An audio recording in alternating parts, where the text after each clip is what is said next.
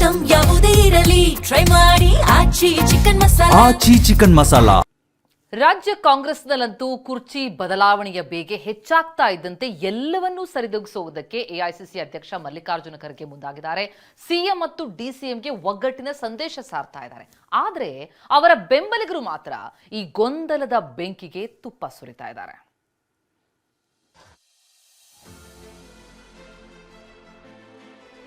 ಬಣಗಳು ಬಾಣ ಬಿಡೋದು ನಿಲ್ಲಿಸ್ತಾ ಇಲ್ಲ, ಬೆಂಬಲಿಗರು ಪಟ್ಟು ಸಡಿಲಿಸ್ತಾ ಇಲ್ಲ.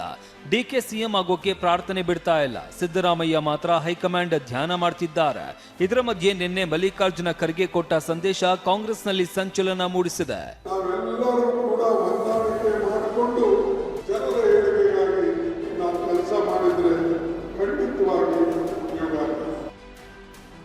ಕುರ್ಚಿ ಕದನ, ಸಿಎಂ ಡಿಸಿಎಂ ಮಧ್ಯೆ ಮುಸುಕಿನ ಗುದ್ದಾಟ.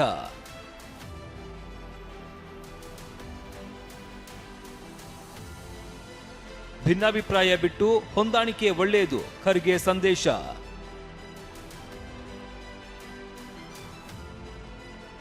ರಾಜ್ಯ ಕಾಂಗ್ರೆಸ್ನಲ್ಲಿ ನಾಯಕತ್ವ ಬದಲಾವಣೆ ಸಂಘರ್ಷ ತಾರಕಕ್ಕೇರಿದೆ. ಎಲ್ಲರದ್ದು ಒಂದೇ ಡಿಮ್ಯಾಂಡ್, ಹೈಕಮಾಂಡ್ ಮಧ್ಯಪ್ರವೇಶ ಮಾಡಬೇಕು, ಗೊಂದಲ ಬಗೆಹರಿಸಬೇಕು ಅನ್ನೋದು. ಆದ್ರೆ ವರಿಷ್ಠರಿಗೂ ಗೊತ್ತಿದೆ ಇದು ಜೇನುಗೂಡಿಗೆ ಕೈ ಹಾಕಿದಂತೆ ಅಂತ. ಹೀಗಾಗಿ ಹೈಕಮಾಂಡ್ ಸೈಲೆಂಟ್ ಆಗಿದೆ. ಇದರ ಮಧ್ಯೆ ಮಲ್ಲಿಕಾರ್ಜುನ ಖರ್ಗೆ ಹೊಂದಾಣಿಕೆ ಸಂದೇಶ ನೀಡಿದ್ದಾರೆ. ಸಿಎಂ ಸಿದ್ದರಾಮಯ್ಯ ಮತ್ತು ಡಿಸಿಎಂ ಡಿಕೆ ಎದುರಿನಲ್ಲೇ ಖರ್ಗೆ ಹೊಂದಾಣಿಕೆ, ಒಗ್ಗಟ್ಟಿನ ಸಂದೇಶ ರವಾನಿಸಿದ್ದಾರೆ.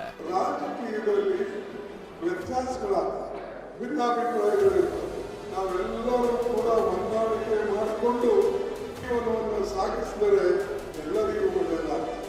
ಅವರವರ ಅಧಿಕಾರಗಳನ್ನು ಬದಿಗಿಟ್ಟು ಸಮಾಜದ ಏಳಿಗೆಗಾಗಿ, ಜನರ ಏಳಿಗೆಗಾಗಿ ನಾವು ಕೆಲಸ ಮಾಡಿದರೆ ಖಂಡಿತವಾಗಿ.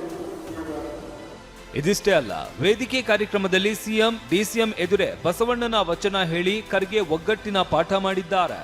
ಒಲಬೇಡ, ಖುಷಿಯ ಬಿಡಲು ಬೇಡ, ಉಳಿಯಬೇಡ, ಅನ್ಯರಿಗೆ ಅಸಹ್ಯ ಪಡಬೇಡ, ತನ್ನ ಬಣ್ಣಿಸಬೇಡ, ಇದರ ಹಳೆಯರು ಬೇಡ, ಇದೇ ಅಂತರಂಗ ಸುದ್ದಿ, ಇದೇ ಬಹಿರಂಗ ಸುದ್ದಿ. ಇದು ಇಂಪಾರ್ಟೆಂಟ್. ಈ ತತ್ವಕ್ಕೆ ನಾವು ಅಂಟಿಸ್ಕೊಂಡು ಮುಂದೆ ಹೋದರೆ ಇಡೀ ಸಮಾಜದ ಉದ್ಧಾರ ಆಗ್ತದೆ. ಎಐಸಿಸಿ ಅಧ್ಯಕ್ಷ ಮಲ್ಲಿಕಾರ್ಜುನ ಖರ್ಗೆಗೆ ಸ್ವಾಮೀಜಿಗಳ ಕಿವಿ ಮಾತು. ಭೀಮಣ್ಣ ಖಂಡ್ರೆ ಅವರ ನುಡಿ ನಮನ ಕಾರ್ಯಕ್ರಮದಲ್ಲೇ ಎಐಸಿಸಿ ಅಧ್ಯಕ್ಷ ಖರ್ಗೆಗೆ ತರಳಬಾಳು ಮಠದ ಶಿವಮೂರ್ತಿ ಶಿವಾಚಾರ್ಯ ಸ್ವಾಮೀಜಿಗಳು ಕಿವಿ ಮಾತನ್ನ ಹೇಳಿದ್ದಾರೆ. ಸಿಎಂ ಡಿಸಿಎಂ ಮಧ್ಯೆ ಎಷ್ಟೇ ಭಿನ್ನಾಭಿಪ್ರಾಯ ಇದ್ರೂ ಸಾರ್ವಜನಿಕ ಜೀವನದಲ್ಲಿ ಹೇಗಿರಬೇಕು ಅಂತ ಎಲ್ಲರಿಗೂ ಮಾದರಿಯಾಗಿದ್ದಾರೆ ಅಂತ ಹಾಡಿ ಹೊಗಳಿದ್ದಾರೆ. ಖರ್ಗೆ ಬಳಿ ತಾವೇನು ಹೇಳಿದ್ದಾರೆ ಅನ್ನೋ ಬಗ್ಗೆ ಸ್ವಾಮೀಜಿ ಸ್ಪಷ್ಟನೆ ಕೊಟ್ಟಿದ್ದಾರೆ. ಮುಖ್ಯಮಂತ್ರಿ ಸಿದ್ದರಾಮಯ್ಯನವರಿಗೂ ಮತ್ತು ಉಪಮುಖ್ಯಮಂತ್ರಿ ಡಿ.ಕೆ. ಶಿವಕುಮಾರ್ ಅವರಿಗೂ ವೈಯಕ್ತಿಕವಾಗಿ ಏನೇ ಭಿನ್ನಾಭಿಪ್ರಾಯಗಳು ಇದ್ದರೂ ಸಾರ್ವಜನಿಕ ವೇದಿಕೆಯಲ್ಲಿ ಹೇಗೆ ರಾಜಕೀಯ ಧೋರಣೆಯನ್ನು ವರ್ತಿಸಬೇಕು ಅನ್ನೋದಕ್ಕೆ ಇಬ್ಬರು ಮೇಲ್ಪಂಕ್ತಿಯಾಗಿದ್ದಾರೆ ಅಂತ ಹೇಳಿದ್ವಿ. ಡಿಕೆ ಸಿಎಂ ಆಗೇ ಆಗ್ತಾರೆ, ತಪ್ಪಿಸೋಕೆ ಯಾರಿಂದಲೂ ಸಾಧ್ಯವಿಲ್ಲ. ಯತೀಂದ್ರ ಹೇಳಿಕೆಗೆ ರವಿ ಗಣಿಗ ಕೌಂಟರ್, ಡಿಕೆ ಪರ ಬ್ಯಾಟಿಂಗ್. ಒಂದ್ ಕಡೆ ಖರ್ಗೆ ಹೊಂದಾಣಿಕೆ ಪಾಠ ಮಾಡ್ತಾ ಇದ್ರೆ, ಇತ್ತ ಶಾಸಕ ರವಿ ಗಣಿಗ ಡಿಕೆ ಸಿಎಂ ಆಗ್ಲೇಬೇಕು, ಅವರಿಗೆ ಯಾವಾಗ ಏನ್ ಮಾಡ್ಬೇಕು ಅನ್ನೋದು ಚೆನ್ನಾಗಿ ಗೊತ್ತಿದೆ ಅಂತ ಡಿಕೆ ಆಪ್ತ ಗಣಿಗ ರವಿಕುಮಾರ್ ಹೇಳಿದ್ದಾರೆ. ಕಾಲ ಬಂದಾಗ ಚೇಂಜ್ ಆಗ್ಬೇಕು, ಬೇರೆಯವ್ರ ಮುಖ್ಯಮಂತ್ರಿ ಆಗ್ಬೇಕು, ಡಿ.ಕೆ. ಶಿವಕುಮಾರ್ ಅವರು ಮುಖ್ಯಮಂತ್ರಿ ಆಗ್ತಾರೆ. ಆಗೋದ್ರಲ್ಲಿ ತಪ್ಪಿಸೋದಕ್ಕೆ ಯಾರಿಂದನೂ ಸಾಧ್ಯ ಇಲ್ಲ. ಆಗ ಟೈಮ್ ಬಂದಾಗ ನಾವೇ ನಿಮ್ಮ ಮುಂದೆ 28ಕ್ಕಾಗತ್ತಾ, 26ಕ್ಕಾಗತ್ತಾ, ಫೆಬ್ರವರಿಗೆ ಆಗ್ತಾರ, ಏಪ್ರಿಲ್ಗೆ ಆಗ್ತಾರ, ಮಾರ್ಚ್ಗೆ ಆಗ್ತಾರ, ಹಣೆಯಲ್ಲಿ ಬರ್ದಿರ್ಬೇಕಲ್ಲ, ಅವತ್ತು ಹಾಗೆ ಆಗ್ತಾರೆ. ಅವರು ನನಗಿಂತ ನಿಮಗಿಂತ ಅನುಭವಸ್ಥರು, 40 ವರ್ಷ ರಾಜಕಾರಣವನ್ನ ಅರ್ದು ಕುಡಿದಿದ್ದಾರೆ. ಯಾವಾಗ ಯಾವ ಪಾನ್ನ ಮೂವ್ ಮಾಡಿದ್ರೆ ಗೇಮ್ನ ಗೆಲ್ಲಬಹುದು ಅನ್ನೋ ರಾಜಕೀಯ ತಂತ್ರಗಾರಕ ಚಾಣಕ್ಯತನ ಅವರಲ್ಲಿದೆ. ಅವರು ಸೈಲೆಂಟಾಗಿ ಕಾಯಿನ ಮೂವ್ ಮಾಡ್ತಾ ಇದ್ದಾರೆ ಅಂದ್ರೆ ಅವ್ರಿಗೆ ಗೇಮ್ನ ಗೆಲ್ಲೋದು ಬುದ್ಧಿವಂತಿಕೆ ಇರೋದ್ರಿಂದ ಅವ್ರ ಕಾಯಿನ ಮೂವ್ ಮಾಡ್ತಾ ಇದ್ದಾರೆ. ಇನ್ನು 5 ವರ್ಷವೂ ನಮ್ಮ ತಂದೆನೇ ಸಿಎಂ ಅನ್ನೋ ಯತೀಂದ್ರ ಹೇಳಿಕೆಗೆ ಶಾಸಕ ರವಿ ಗಣಿಗ ವ್ಯಂಗ್ಯವಾಡಿದ್ದಾರೆ. ಆದ್ರೆ ರವಿ ಗಣಿಗ ಮಾತಿಗೆ ಪ್ರತಿಕ್ರಿಯೆ ನೀಡೋದಕ್ಕೆ ಯತೀಂದ್ರ ನಿರಾಕರಿಸಿದ್ದಾರೆ. ಹೈಕಮಾಂಡ್ ಅವರು ಮಾತಾಡಬೇಡಿ ಅಂತ ಹೇಳಿದ್ರೆ ಮಾತಾಡ್ತಾ ಇದಾರೆ ಅಂದ್ರೆ ಇವ್ರು ನಮ್ಮ ಹೈಕಮಾಂಡ್ ಅಂತ. ಈಗ ಈ ವಿಚಾರವಾಗಿ ನಾನು ಉತ್ತರ ಕೊಟ್ಕೊಂಡೇ ಬರ್ತಿದ್ದೀನಿ, ಮತ್ತೆ ಈ ವಿಚಾರ ಮತ್ತೆ ಕೇಳಬೇಡಿ.